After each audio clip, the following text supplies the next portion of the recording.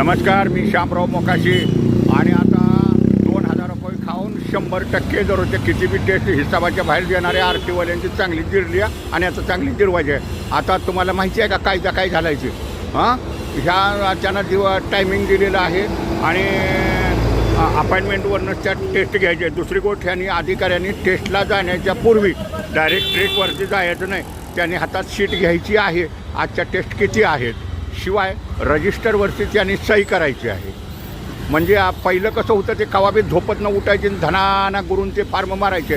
पण अधिकाऱ्यानं जर रजिस्टरला टायमिंग आणि सही नसेल तर त्याला कुठलीही गाडी पास करायचा अधिकार नाही.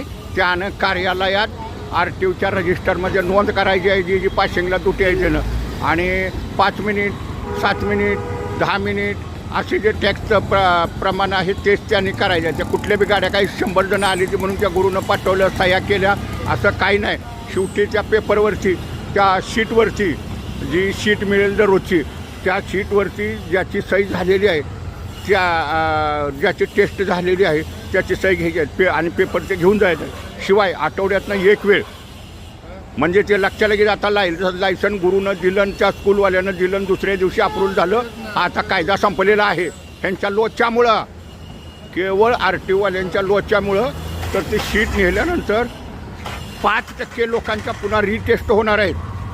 म्हणजे त्या डेप्युटी आरटीओ किंवा सहाय्यक परिवहन अधिकारी हा घेणार. म्हणजे त्या आठवड्यातनं एक दिवस त्यांचा अजून ठरणार आहे की आठवड्यात जेवढा जो अधिकारी टेस्ट घेईल.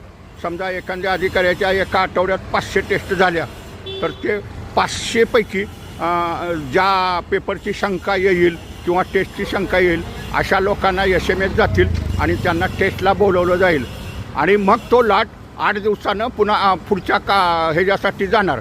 परंतु तोपर्यंत कुठलंही अप्रुव्हल मिळणार नाही. रिटेस्ट आहे त्याच्यात. त्याच्यामुळं वाहन ज्यांना लायसन काढायचं आहे त्यांनीसुद्धा दक्षता बाळगायची. हातोहात लायसन देतो आणि बिन टेस्ट देतो. आता विषय हा सोडून द्यायचा आहे.